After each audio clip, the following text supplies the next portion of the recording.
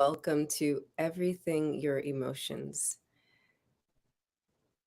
My name is Cordelia Gaffar, and I'm excited today to be here with Daisy Rosenbaum.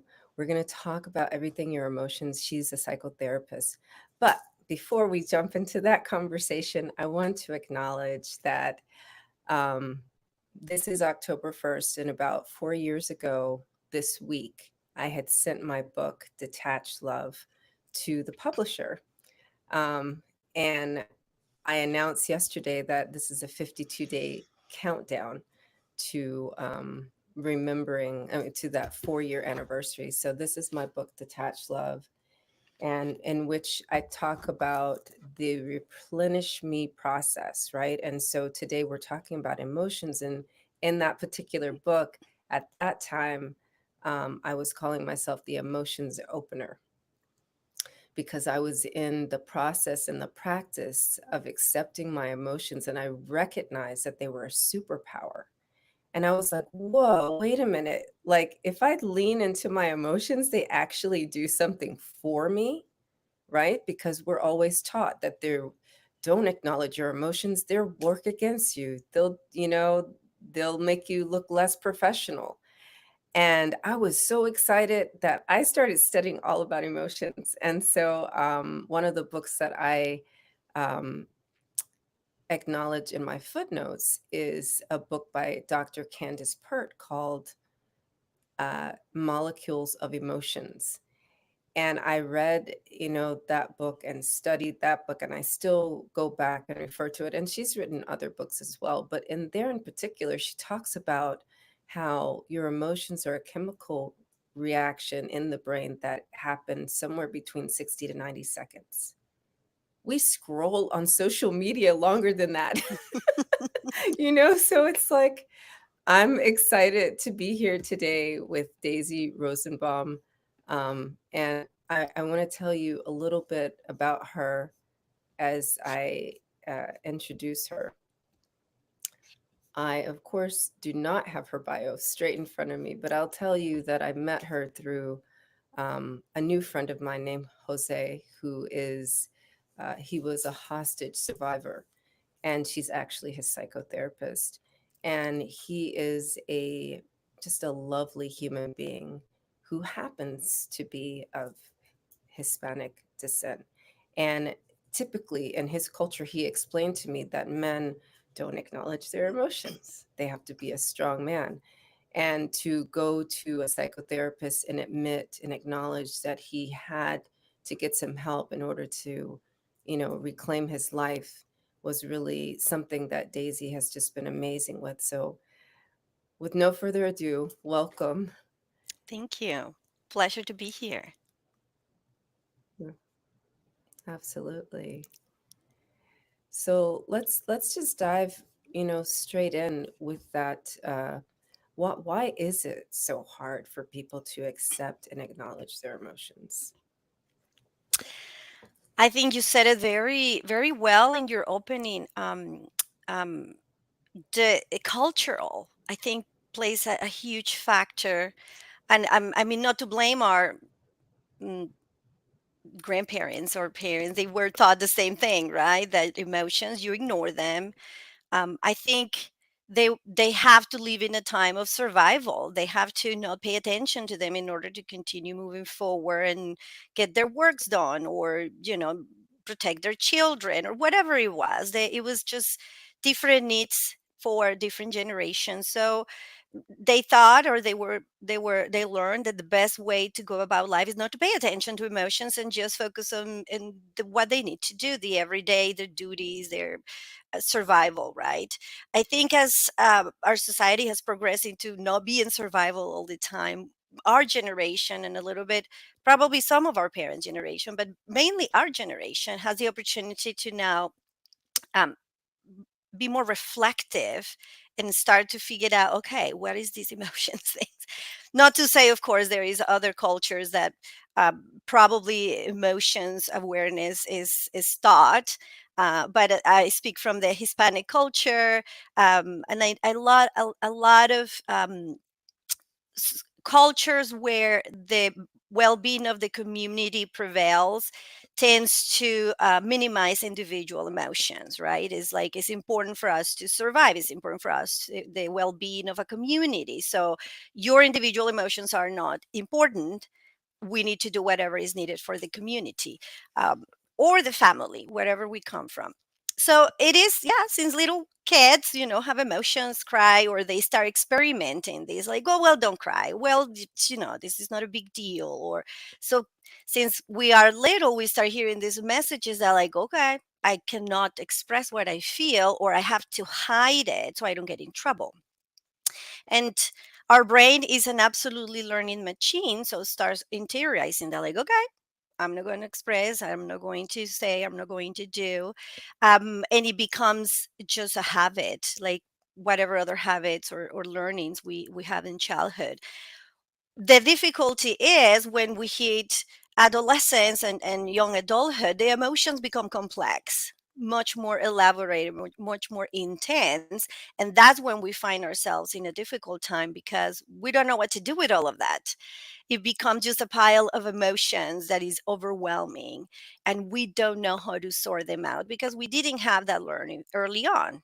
um, Really, emotions are not to be hold. Emotions are to be processed out as fluent thing, right? Emotions is just a system that tells us, okay, pay attention to these, whether it is this is important, or okay, this makes me feel in a certain way. Why is it that I'm feeling these? And when we're little, when we're kids, we're trying to sort that out, but not having the help into sorting out, then when they pile up by teen years or young adulthood, is just too much.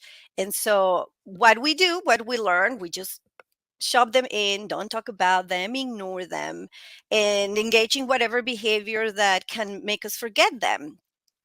um, Food, addictions, relationships, whatever else that can distract us from having to sort that or become aware of what is that we're feeling.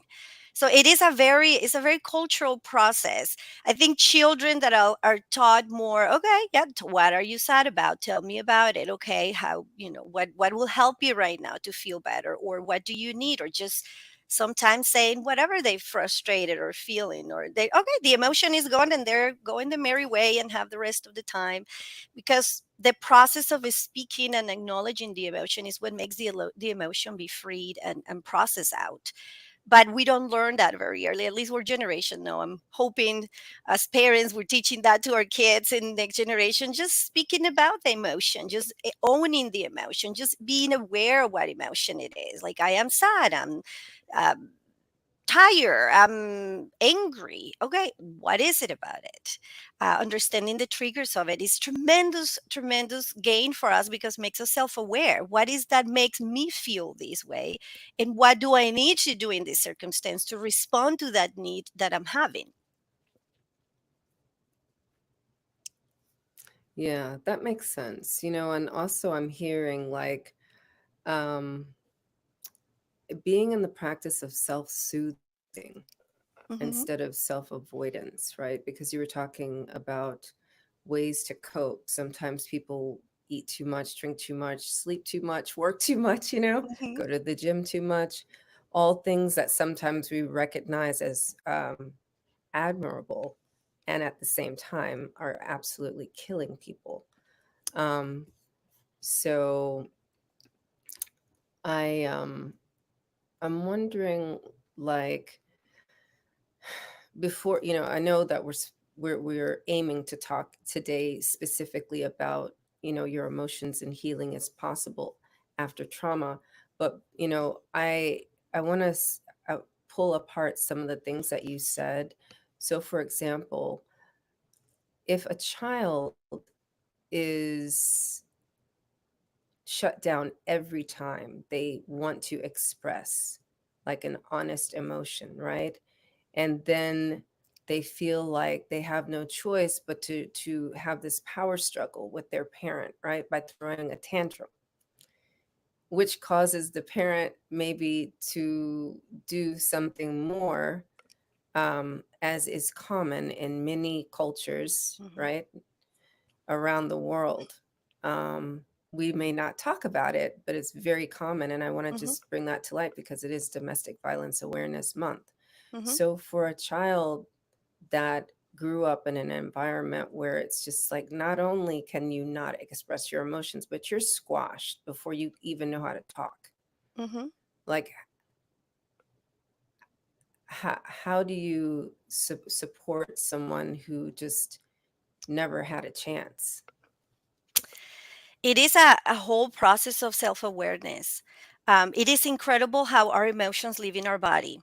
And what I find a lot is people who went through any kind of childhood abuse, they suffer from chronic things in their health, whether it is migraines Mhm. or, chronic stomach problems, because kids feel emotions in their bodies. They don't feel them, it's not in their heads, it's not a concept, it's an experience, right?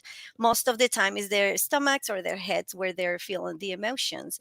So they might feel something, they don't even know what it is, fear, and they don't even put words to it, they don't know how to express it. And if the reception is punishment for any behavior that displays that emotion, then it's just add another layer of mm, um, emotion that they can explain, right?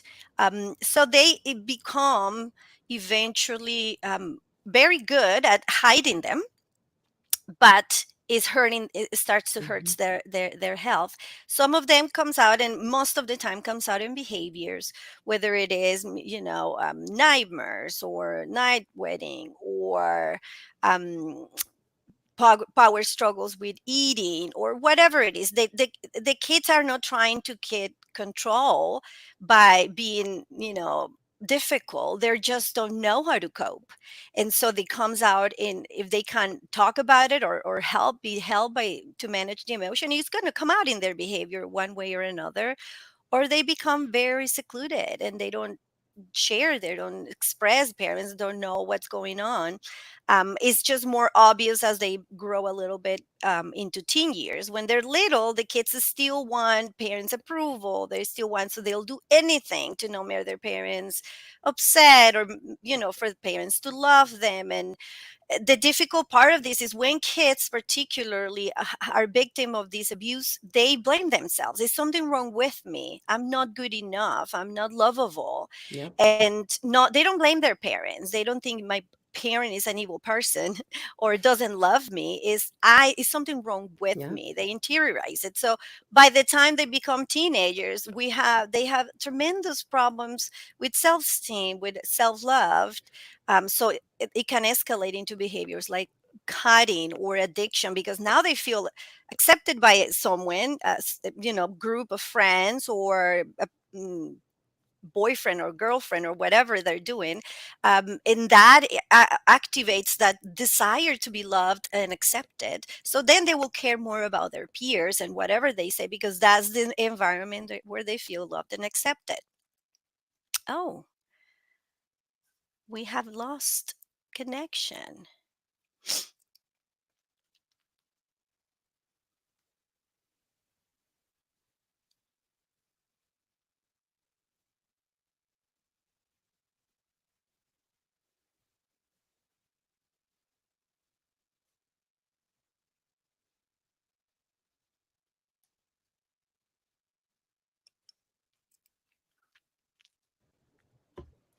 You're back. Yes, I thought I'd take a break. You scared me like, oh, I don't know how to do this alone.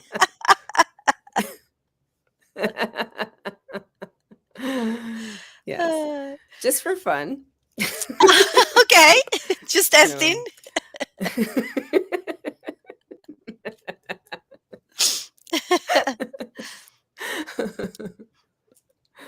No, but I hope you didn't stop talking because you I were did. sharing really, You're scared. I'm great scared. information. Um, You were what was I saying? like, I'm like, what happened? Well, no, I was just saying that at teen years, when they feel, accepted or Mhm. in some way loved by peers, is, their influence of their peers is going to be more important. So if they invite them to drink or have drugs, well, of course they're going to do it because they want to belong. And parents have no influence at that level. It's too late because the kids rebel. They start to realize, Yeah. okay, this is not a healthy environment, and they in at home they treat me bad. Well, here they treat me better.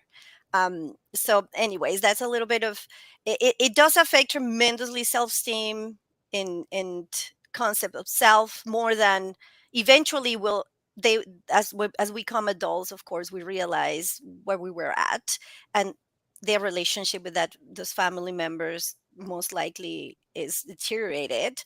But it does affect tremendously the sense of self for the kids. Yeah. So I I want to just acknowledge in everything that you're saying, right? You said where the children are experiencing it in their bodies. You said at the beginning, they Hmm. tend to have headaches and stomach aches and things like that.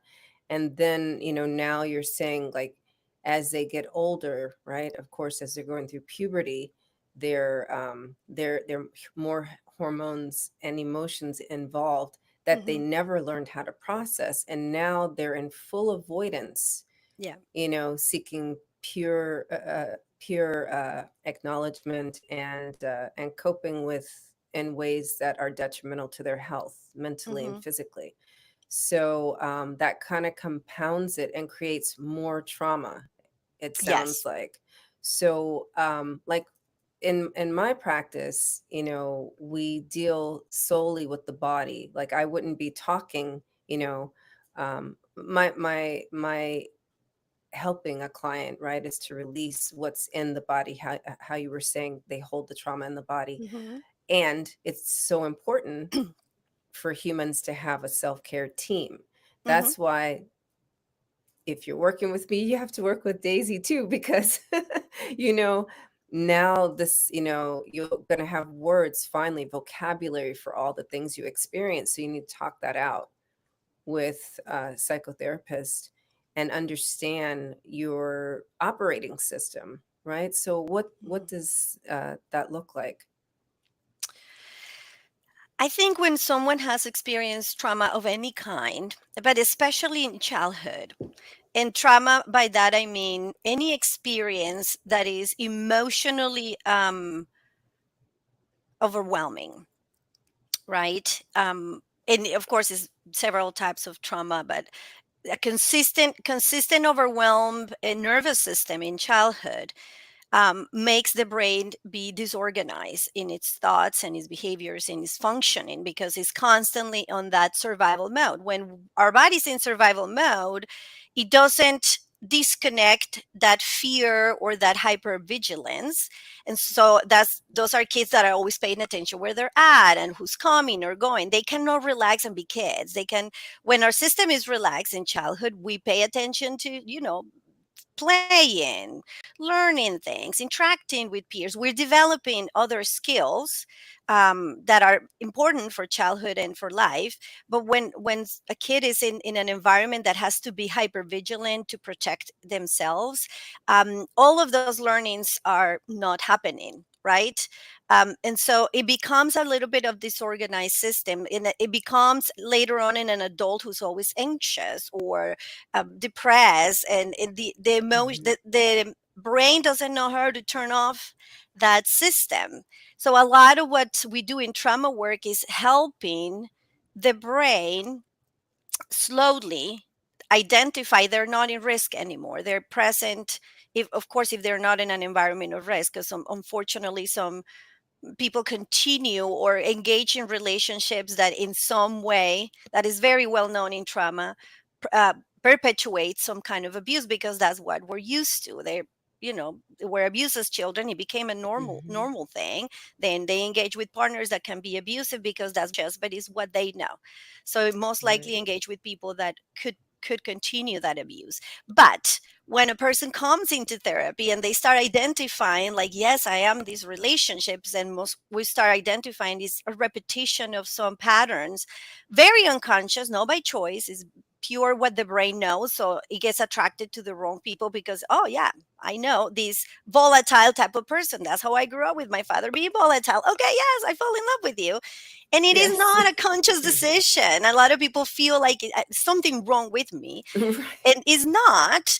I mean, there is something in the brain that is reading that, as is the place where you need to be. But so when people start sorting out their brain, sorting out why is my behavior, why is it I'm attracted to these kind of people, what is it that I'm repeating these patterns myself of being aggressive or whatever with my kids, right? And they start understanding all that information, and they start sorting it out and understanding their emotions and where they came from and what is the connection. And we can do work to change the brain response. And the brain is not, it takes time, but so at some point the goal is the brain is not all the time in hyper awareness, survival mode. Then we can really activate higher levels of Right. thought, creativity, learning. I mean, so many other things that activates when our brain is not in survival mode, that doesn't happen when we are in, right? But so people feel stuck. Like I can't, I can pursue my dreams, or I can have these a healthy relationship. And usually is because there is a lot of or information that has not been organized, has not been sorted out, process in the brain, that has a lot to do with all that trauma. So that's what we help the clients do. We don't do it for them, we help them sort it out and help the brain release. I tend to Hmm. tell my clients, we are going into the closet of your brain where all the things that you don't want are stored, and it's packed. So we're going to sort it out together, and whatever you don't need anymore, which is emotions or memories or things or habits, or we're going to get them out, and we're going to tell the brain we don't need this anymore. Let's, you know, throw it into the garbage. So then we open space for better things, for important things, for things they want to achieve or accomplish, that the brain haven't had any space to do because it's so busy dealing with all these heavy emotions that are stored there. That is my metaphor to explain sometimes for clients what trauma is like. But that's what the brain does. It accumulates any learning, any emotion, in the attempt to protect us for the future, in the attempt to know how to respond to a possible threat. But we don't need that information after we are out of the circumstances of trauma, and that we need to help the brain release. Yeah, I like the way you explained that, and it makes me think because one of the things, another form of common trauma that people experience is workplace trauma, right? Hmm. Because they may experience microaggressions or something like this, and they kind of have to suck it up and keep working. Hmm. So how does this play out? Like, just imagine now this person is an adult. They never knew that they had a problem in the first place. Now they get a job and they have like a similar kind of situation at work, but they're just like, but I'm at work, you know? Um, Yeah. what happens? Like it can have, I would imagine it would affect work performance, right? Yes. It'd be in freeze. Yes.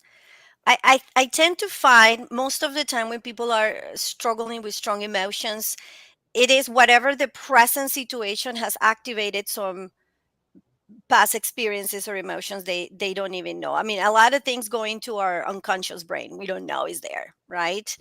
Um, because if it's someone that is very self-aware and is very has done the work of being connected to itself, it will leave that job right away, even if it means, right, or quickly will Hmm. find a way to transition out. People, we are not made to be in pain. Our bodies avoid it in all way, shape or form. That's what addictions happen, is whatever way to numb pain, because our brain doesn't like pain and our bodies doesn't like pain, right? It's part of our survival. So when people are very much self-aware So and they, let's pause with that. Hold on. sure, sure. We you said that we are not built for pain. I just want to highlight that because someone who's not me is saying that we are not built for pain, right? Because that's one of the many things that I learned when I was reading the work of Dr. Candace Pert. She was saying that we were literally created for bliss, and the bliss center is here in our in our, what is it called? I was going to say our forelock, Prefrontal. but there's another term for it. And yes, so this is why we find forms of addiction and to avoid the pain, because we are actually built for bliss and joy. Hmm. And so we don't want to be in trauma. Our bodies don't want to hurt. That's why we have pain when we don't exercise. I've noticed that because I've started exercising again. But anyway, so we don't want to be Yes. when you actually exercise, your body's happy because Yes. now it's like, yes, that's what we're supposed to do, move. And the same thing with the brain. It doesn't want to be in pain either. Mm-mm. So it's going to think of ways, how do we get out of here? How do we get out of here? What can we avoid? Yes. Correct. Yeah. So I just I know we're not going to be here much longer, but I wanted to just highlight that. And sometimes when we have these conversations about emotions and everything, we want to be happy, but we're not acknowledging that it's because we're meant for happiness. Yeah. So And yeah. I will say, more than happiness, we're meant for peacefulness. We're meant for balance. We want balance. We want Mhm. that sense of homeostasis, equilibrium, more than, because I think a lot of people pursue the happiness, the feeling of being always kind of in joy or bliss. It is. We do live moments of that, but I think more than anything, what our body and our mind wants is peacefulness, balance, calmness. Then we can experience all things in life in a different way. We can appreciate them, like even the hard things, like, okay, yeah, this is hard for me today, but I appreciate what this is teaching me or what this is making me feel or think. um, Whatever direction, whether it's something exciting as well. We're made for balance. So when our body is off balance, when our mind is off balance, it is that underneath pain that something is not right, and we feel it. And I have so many clients that's what I just feel something is not right, but I can put my finger on it. What is it? I just, the anxiety all the time for no reason, or I'm depressed and I can't figure it out. It's something is not right and I don't know what it is. And when we do a lot of exploration of the brain, then we're, they find the connection, like, oh, I didn't even remember this, or I completely block this in my mind, or I don't remember this happening to me. And for people that do a lot of body work, I have a lot of clients that come after a session of chiropractor, acupuncture, any kind of somatic work, because through their body work, they activated emotions and memories.